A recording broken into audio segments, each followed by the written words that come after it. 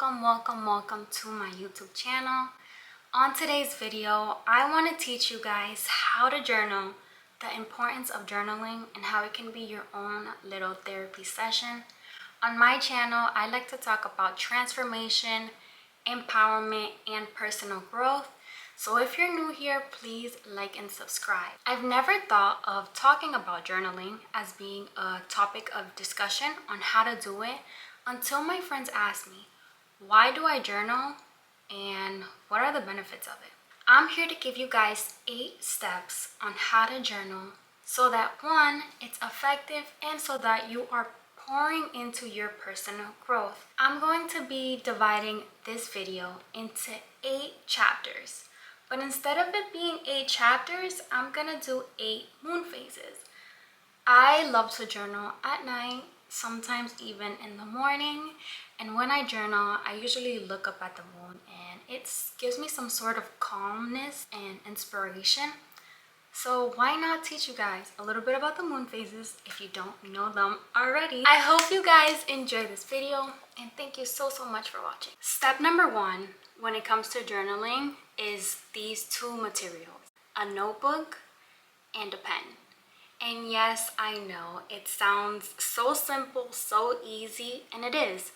What I suggest is getting a notebook that is appealing to you, something that really calls you when it comes to the cover, when it comes to the spaces in between the notebook, because that way when you have it in front of you, it's gonna want to make you write in it more, if that makes sense. And I want to show you guys the notebook that I'm using now.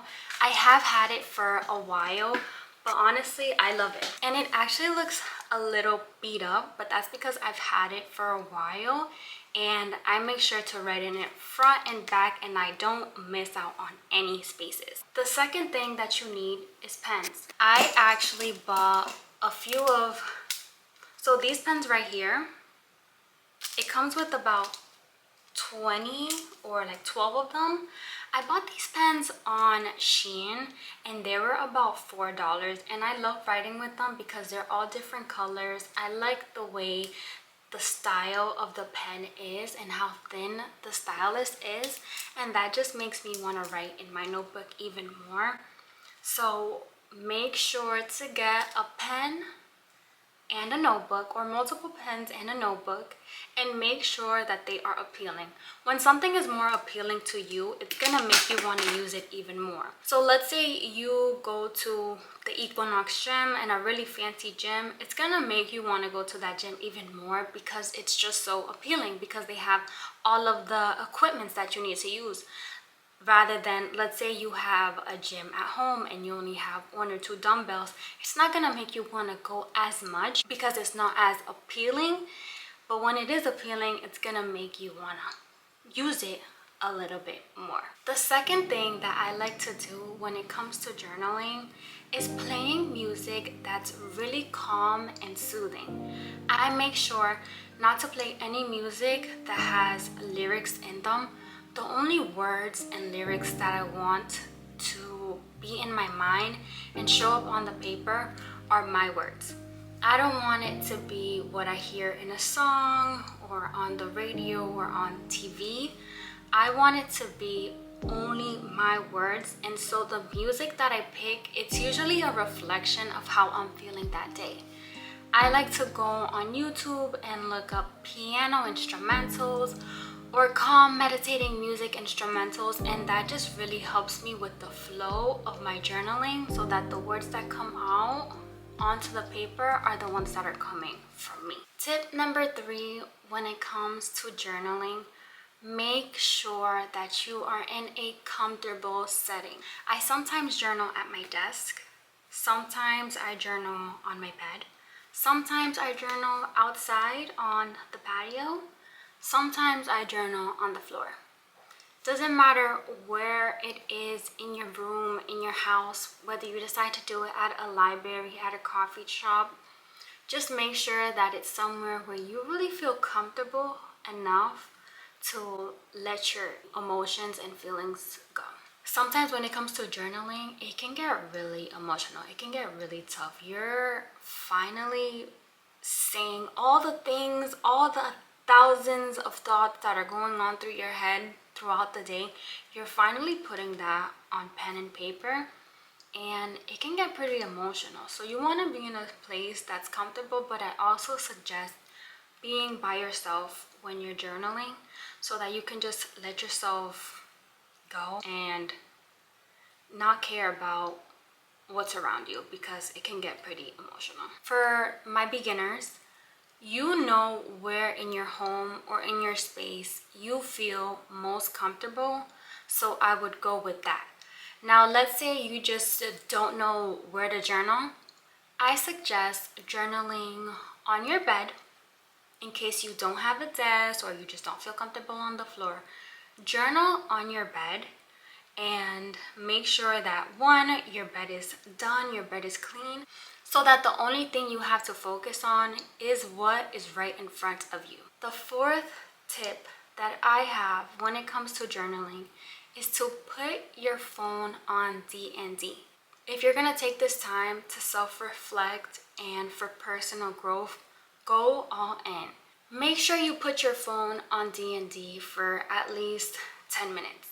You can journal for 2 minutes, you can journal for 5 minutes, you can journal for 10 minutes, as you're putting your phone on D&D as soon as you pick up that notebook and that pen. There's been times where I have mistakenly forgotten to put my phone on D&D, and then I get a phone call from somebody and it kind of distracts me, and that flow that I was in is now disrupted. So just make sure to put your phone on D&D. Make sure to not have any distractions, and just give yourself that time and that space. Step number 5. Something that I like to do is make sure that I'm having fun while I'm writing my journal entries. And the way that I like to make it fun is I have journalities, and these journalities are the titles of my journal. The title of that day, the title of that page that I'm writing in. So the first thing that I like to do is I like to date my journal. So whatever date it is, I put that on the corner, and then I make a title for whatever I'm going to talk about, however I feel, or whatever I see in front of me. And I like to do this because when you title something and then you write about it in your journal, you're gonna remember, oh, I remember titling my journal this, and I know what I'm talking about here. It just makes it a little bit more fun, and that's how I like to start off my journals. For example, I like journaling at night. So I do have a few journal entries that have the moon phases, so however the moon looked that day. Sometimes I call it moonlight, sometimes I call it midnight, I can call it in my feels, I can call it phone ringing not answering. It can be whatever it is, whatever's happening in your life right then and there. I would just title your journal that way. I might be feeling a little bit poetic that day, so I write in a poem form. Sometimes I'm feeling extremely angry and I'm just yelling at that person who I want to yell at in my journal. Sometimes I feel like telling my journal exactly what I did that day, or what things made me happy, or what things made me upset. And sometimes I like to write to my future self, where I'm telling her, you're doing great, you're amazing, keep going. So each day that you decide to journal doesn't have to reflect the same style format. It can be however you want it to be, and the more you practice with journaling, the easier it's gonna be. Tip number 6 when it comes to journaling: try to feel. Try to recognize whatever is going on inside of you. When you're playing this music, I think it really helps with the flow of what's been going on in your life. When it comes to these journal entries, the reason why I find them to be so empowering for yourself and for personal growth is because you can be going through a whole bunch of things. And sometimes when we meet up with a friend or with a family member, all those things that happen to us throughout the days or throughout the weeks, when we tell it to our friends and our family members, that's the first time that we're saying these things out loud.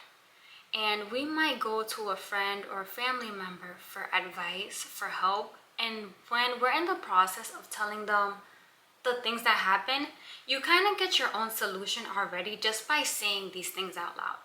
And because you haven't said these things out loud, you haven't been able to give yourself that self-reflection because it has been all bottled up in your head. And while you're telling them the answer, you're just like, actually, like, never mind, forget it. That has happened to me a couple of times where I'm like, you know what, just forget it, forget what I just said, because I found my own answers while I was explaining the story to them or explaining something to them. There's also sometimes where you overshare because when you're saying these things out loud, again, it's the first time that you're saying these things and you're self-reflecting and you're like, maybe I shouldn't have said all of those details. Maybe I shouldn't have said all of that. And now you just feel a little ashamed, I guess, for oversharing when you could have found that solution by yourself. With that being said, I don't want you guys to think that in this life we have to do things alone, because that's not what I'm saying. If you want to find a therapist, if you want to confide in somebody and you have that person whom you can confide in, that is great, that is amazing, and you should do that. But before you let all of your emotions and just dump all these emotions out on somebody else, or finally self-reflect when you're with another person, I suggest putting it in a journal and self-reflecting with yourself first, and then realizing what you truly need help with, or what things are actually bothering you, or what things you're actually extremely proud of and what you want to share. That way you're giving yourself that opportunity to look at the things that you're going through and then choose what you want to share, instead of being like, maybe I said too much. So when it comes to these journals, just write exactly how you feel. Write about that boyfriend, write about that person, write about the relationship that you have with your mom and your siblings, write about your dog, write about the different choices and career paths that you want to do or pursue.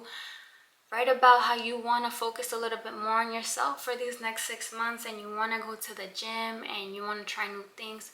Write about all of that, and make sure that when you are writing these things down, you're also reflecting at the same time. You're also asking yourself, what do I want from this situation, and what can the outcomes be, and this is just how I feel and I hope it goes this way. It's free form writing. The 7th step when it comes to journaling, or something that I want you to remember, is that this journal is for your eyes only. It's somewhat like a diary. It's somewhat like a therapy session where you're writing to this journal and it's nobody else's business. You do not have to share what you write in your journals. You don't have to share. This is a time for yourself and it's for your eyes only. So if you have a deep dark secret or something that you want to tell someone but you haven't been able to tell them, whatever it is, you can write it down in your journal and it's just for you to see, nobody else. And if someone even thinks about touching your journal, that is just an invasion of privacy. That is too much. Cut them off. That's for you only. The 8th step when it comes to journaling, rereading what you just wrote. When you're writing and when you're journaling, I don't want you to write something down and then scribble it off and say, no, this doesn't sound good. Let me just start over. I want you to write down how you're feeling, what you're going through, and just keep going and keep going. Put a timer on your phone, whether that's like 2 minutes or 3 minutes of actually journaling when you start, but just write down everything and don't go back to read it until you're done with that page. I like to set goals when it comes to journaling. I like to write one full page because we have so many thoughts in our head. There's just so many things that we go through. So I just make sure to write one page. There has been times where I've just been super in the mode and I write 2 to 3 pages. There's also been times that I feel like I don't have much to talk about and so I only fill up half of a page. But if you want to set that goal for yourself, I would say at least 1 page. Once you're done with that 1 page, reread what you just wrote.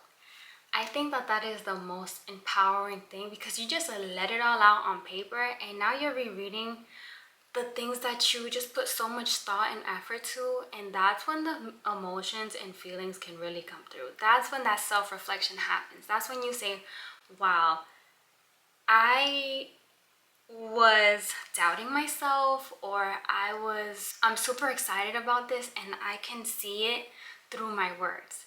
And that's when you can take that time to really self-reflect and ask yourself, well, is there anything that I can do now with what I know? That's when you can really ask yourself, well, if this is how I'm feeling, what can I do to make myself feel better?